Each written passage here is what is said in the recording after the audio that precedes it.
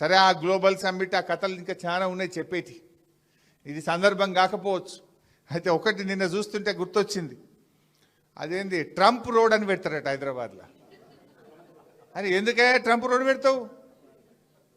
మన తెలుగు పిల్లలను మన విద్యార్థులను బేడీలేసి జైళ్ళలో పెట్టినందుకు ట్రంప్ రోడ్ పెడతావు హైదరాబాద్లో? ట్యాక్సులు పెంచి టారిఫ్లు పెంచి మన దేశాన్ని ఇబ్బంది పెట్టి మన దేశంలో ఇవాళ వ్యాపార సంస్థలు మూతబడి పిల్లల ఉద్యోగాలు ఊడగొట్టినందుకు ట్రంప్ పేరు పెడతావా?